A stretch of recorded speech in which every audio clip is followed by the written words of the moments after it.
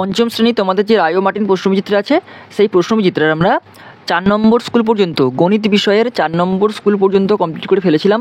এখন আমরা 5 নম্বর স্কুলটা কমপ্লিট করব। 5 নম্বর স্কুল হচ্ছে কি দেখো, বীরভূম জেলা স্কুল। আমরা কিন্তু এই স্কুলটা কমপ্লিট করবো এখন। ওকে, তো আমাদের কিন্তু চ্যানেলে এরকম পরপর ভিডিও পাওয়ার জন্য তোমরা কিন্তু অবশ্যই চ্যানেলটি সাবস্ক্রাইব করে রাখো এবং পাশ থেকে বেল আইকনটা কিন্তু প্রেস করে রাখো। আর এই ভিডিওগুলো কিন্তু তোমরা অবশ্যই বন্ধুদের মধ্যে শেয়ার করে দাও, যাতে তারাও কিন্তু সম্পূর্ণ স্কুলটা কমপ্লিট করে ফেলতে পারে। ওকে, 5 নম্বর স্কুল হচ্ছে বীরভূম জেলা স্কুল। আমরা একের দাগে দাও কী আছে, নিচের প্রশ্নগুলির উত্তর দাও। কয়েকটা মৌলিক সংখ্যাগুলিতে দাগ দাও। 1, 2, 3, 7, 9, 13 এতগুলো সংখ্যা লেখা আছে। এর মধ্যে যেগুলো মৌলিক সংখ্যা সেগুলোকে দাগ দিতে বলছে। প্রথম জানি মৌলিক সংখ্যা কাকে বলে। কি দেখো, যে সকল সংখ্যাকে কেবল 1 এবং ওই সংখ্যা ছাড়া অন্য কোনো সংখ্যা দ্বারা ভাগ করা যায় না, তাকে আমরা মৌলিক সংখ্যা বলবো। ওকে, তাহলে মৌলিক সংখ্যা কি, যে সকল সংখ্যাকে কেবল 1 এবং ওই সংখ্যা ছাড়া অন্য কোনো সংখ্যা দ্বারা কিন্তু ভাগ করা যায় না, তাকে আমরা মৌলিক সংখ্যা বলবো। যেমন কি, যেমন এখানে দেখো 2 একটা মৌলিক সংখ্যা 2। ওকে, আর কোনটা 3 একটা মৌলিক সংখ্যা, আর কোনটা 7 একটা মৌলিক সংখ্যা, আর হবে 13, এটা একটা মৌলিক সংখ্যা। তাহলে 2, 3, 7 আর 13 এই চারটে হচ্ছে কি মৌলিক সংখ্যা। এবারে খয়েরটা চলে আসো। এক জোড়া পরস্পর মৌলিক সংখ্যা লেখো। এক জোড়া পরস্পর মৌলিক সংখ্যা কোনটা হতে পারে, যেমন ধরো 17, 19, 17 আর 19 এই দুটো কিন্তু পরস্পর এক জোড়া মৌলিক সংখ্যা হবে। এরপরে গোড়াটা চলে আসো। গুণ অঙ্কে গুণক, গুণফল ও গুণ্য সম্পর্ক লেখো। এটা গুণ অঙ্কে গুণক, গুণফল ও গুণ্যর সম্পর্কে লেখো। কীভাবে দেখো, গুণফল সমান গুণ্য গুণিত গুণক। তাহলে গুণফল সমান কি, গুণ্য গুণিত গুণক। ওকে, ঘরটা দেখো। বর্গাকার ক্ষেত্রের একটি বাহুর দৈর্ঘ্য ড্যাশ ভাজিত 4। একটা বর্গাকার ক্ষেত্র আছে, তার বাহুর দৈর্ঘ্য, একটি বাহুর দৈর্ঘ্য কী হবে, এটা পরিসীমা ভাজিত 4। পরিসীমা ভাজিত 4 হবে। এখানে কি হবে, পরিসীমা ভাজিত 4। একটা ছোট ও বড় সংখ্যাটি লেখো। এইটাকে আমরা কী করবো, ছোট আর বড় সংখ্যাটি লিখবো। অঙ্কটা তুলে নিই প্রথমে খাতাতে আমরা। ওকে, এই অঙ্ক দিয়ে আছে। আমরা অঙ্কগুলো কেমন করে করবো দেখো, আমরা আবার সংখ্যাগুলো তুলে নিচ্ছি। যে দাগ বসে দিলাম।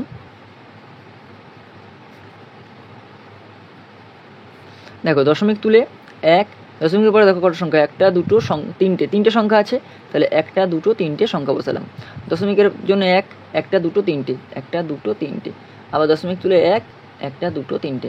দেখো, তাহলে 6006, 6606 আর 6066 এটা বেরোচ্ছে। তাহলে সব থেকে ছোটো কোনটা, সব থেকে ছোটো হচ্ছে 6006টা। তাহলে 6.006টা সব থেকে ছোটো। তারপরে কোনটা 6066 এইটা, তাহলে 6.066। আর সব থেকে বড়ো কোনটা, এইটা 6.606। এখানে প্রশ্ন বলছে যে ছোট বড় সংখ্যাটি লেখো। তাহলে ছোট সংখ্যা কী হবে, তাহলে লিখবে যে ছোট সংখ্যা হবে 6.006। তার নিচে লিখবে বড় সংখ্যা হবে কোনটা, 6.606। ওকে, তোমরা কিন্তু এইভাবে অঙ্কগুলো করবে। এরপরের যে অঙ্কটা দেখো কী দিয়েছে, একটি বিন্দু দিয়ে ড্যাশ সরলরেখা আঁকতে পারি। আমার যদি দেখো একটা বিন্দু করলাম, এখান থেকে আমি যদি এরকম করে সরলরেখা আঁকি, এরকম করে আমরা কিন্তু অসংখ্য সরলরেখা আঁকতে পারবো।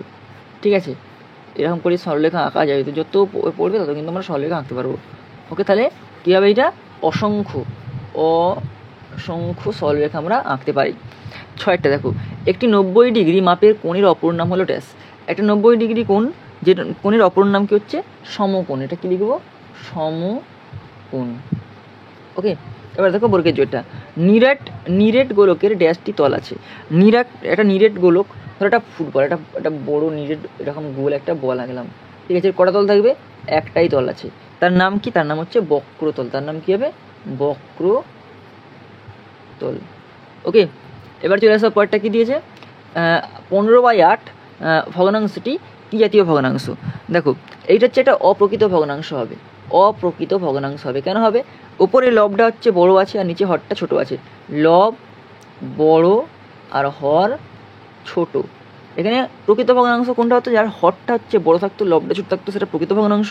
এক্ষেত্রে দেখতে পাচ্ছি যে লবটা হচ্ছে বড় আর হরটা হচ্ছে ছোট, এটা অপ্রকৃত ভগ্নাংশ হবে। ইংরেজিটা দুটি বিন্দু দিয়ে কতগুলো সরলরেখা আঁকতে পারি। দেখো আমরা যদি একটা বিন্দু নিই আর একটা বিন্দু নিই, দুটো বিন্দু নিয়েছি, এইখান থেকে আমরা একটাই সরলরেখা আঁকতে পারবো। ঠিক আছে, তাহলে দুটি বিন্দুতে কটা সরলরেখা আঁকা যাবে, এটা হবে একটি সরলরেখা আঁকা যাবে। ওকে, এবার চলে আসো 2 এর দাগের।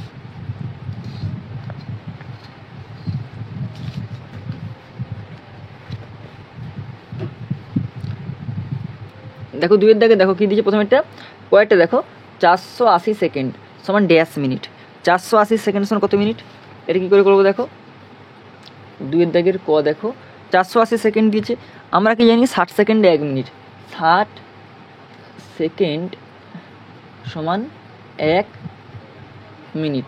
তাহলে 480 সেকেন্ড বলেছি, তাহলে কী করবো আমরা 480 সেকেন্ডকে আমরা যদি 60 দিয়ে ভাগ করি তাহলে কিন্তু উত্তর বেরিয়ে যাবে। ওকে, 6 8 48 শূন্য, তাহলে কত হবে একটু, এখানে 8 মিনিট, এখানে হবে 8 মিনিট উত্তর হবে। ওকে, এবার চলে আসো কয়েকটা অঙ্কটা থেকে দিয়েছে 5 ও 6 এর সাধারণ 3টি গুণিতক হলো। 5 আর 6 সাধারণ 3টি গুণিতক ব্যবহার করতে বলছে। তাহলে প্রথমে লিখব 5 এর সাধারণ গুণিতক কী কী হবে। যদি আমরা 5 1 5, 5 2 10, 5 3 15, 5 4 20, 5 5 25, 5 6 30, 5 7 35, 5 8 40, 5 9 45, 45, 5 10 50। ওকে, 5 11 55, 5 12 60, 5 13 65, 5 14 70, 5 15 75, 5 16 80, 5 17 85, 5 18 90, 5 19 95, 5 20 100।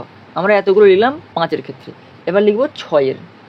6 এর সাধারণ গুণিতক এখানে কত হবে, আমরা একদম 30 থেকে 5 6 30, 6 6 36, 6 7 42, 6 8 48, 6 9 54, 6 10 60, 6 11 66, 6 12 72, 6 13 78, 6 14 84, 6 15 90, 6 40 96।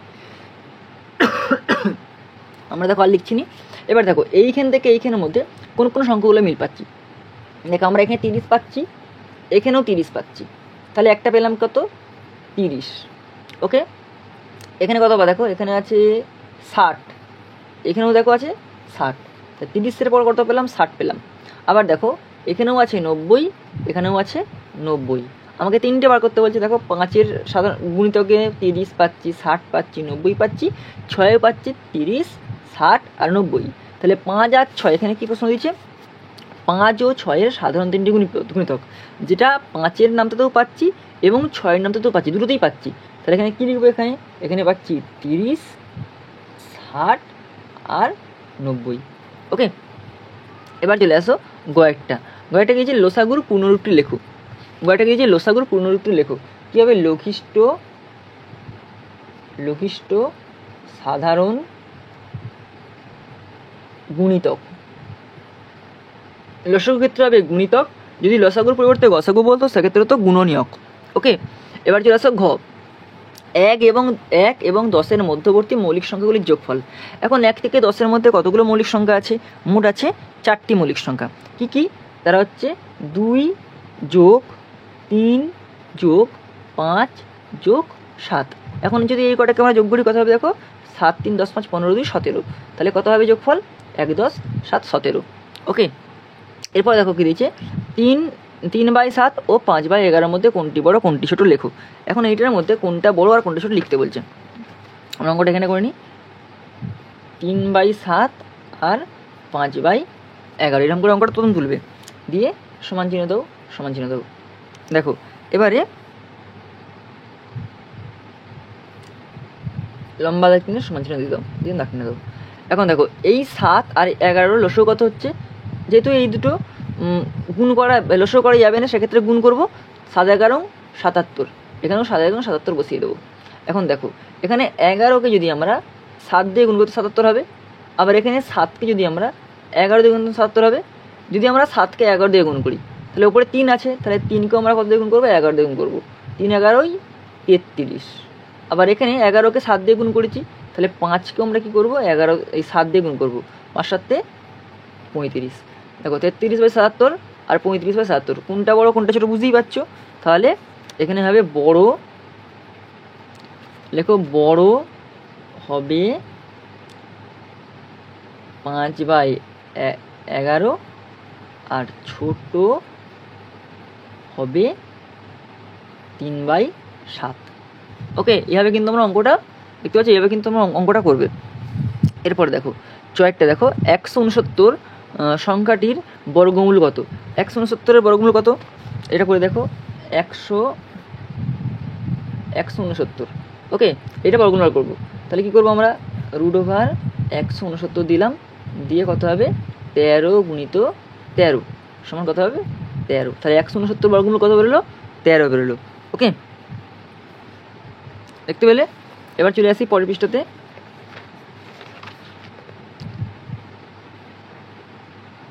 এরপর দেখো 6টা, সমদ্বিবাহু ত্রিভুজ কাকে বলে?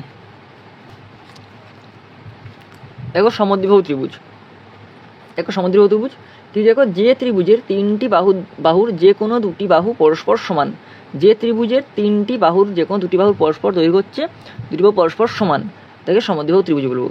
দেখো একটা ত্রিভুজ এঁকেছে, দেখো এই বাহুটা এই বাহুটা সমান, এই বাহুটা অসমান, মানে যে কোনো 3টে বাহু আছে ত্রিভুজের, একটা বাহু, দুটো বাহু, 3টে বাহু, যে কোনো 2টো বাহু পরস্পর সমান হবে। তাহলে এই বাহুটা এই বাহুটার সমান হচ্ছে, এটা কিন্তু অসমান হচ্ছে, সেক্ষেত্রে এটা কী হবে? সমদ্বিবাহু ত্রিভুজ। ওকে, এবার দেখো বর্গের জয়টা, 2টি মৌলিক সংখ্যার লসাগু হলো বর্গের, দেখো 2টি মৌলিক সংখ্যার লসাগু হলো সংখ্যা দুটির ড্যাশ। এটা কী হবে? 2টি মৌলিক সংখ্যার লসাগু হচ্ছে সংখ্যা দুটির গুণফল। ওকে, 6টা দেখো, 189 ডিগ্রি কোণটি হলো, 189 ডিগ্রি কোণটা কী হবে? 180 ডিগ্রির বেশি হয়ে যাচ্ছে, তাই এটা কী হবে? প্রবৃদ্ধ কোণ। এটা কী হবে? প্রবৃদ্ধ কোণ। আমি লিখে দিই এখানটাতে, প্রবৃদ্ধ কোণ। আর 89 ডিগ্রি কোণটা কি? 90 ডিগ্রি হলো সমকোণ, কিন্তু এখানে কি আছে? 89 ডিগ্রি, তার মানে এখানে হবে এটা সূক্ষ্ম কোণ, মানে 1 ডিগ্রি বা 0 ডিগ্রি থেকে আপ টু 89 ডিগ্রি পর্যন্ত কী হয়? সূক্ষ্ম কোণ। এবার ইংরেজিটা দেখো, জ্যা কাকে বলে?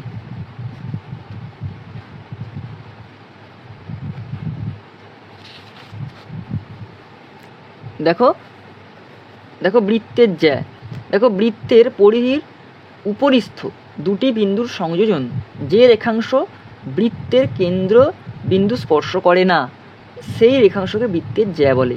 ওকে, তাহলে বৃত্তের পরিধির উপরিস্থিত 2টি বিন্দুর সংযোজন যে রেখাংশ বৃত্তের কেন্দ্রবিন্দু স্পর্শ করে না, সেই রেখাংশকে বৃত্তের জ্যা বলে। চিত্রে EF হচ্ছে বৃত্তের জ্যা। এখানে হচ্ছে দেখো এই যে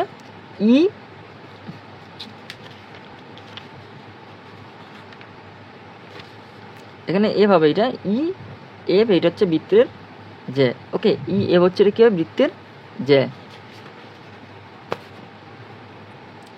এবার দেখো বর্গক্ষেত্র আয়তক্ষেত্রের পার্থক্য লেখো।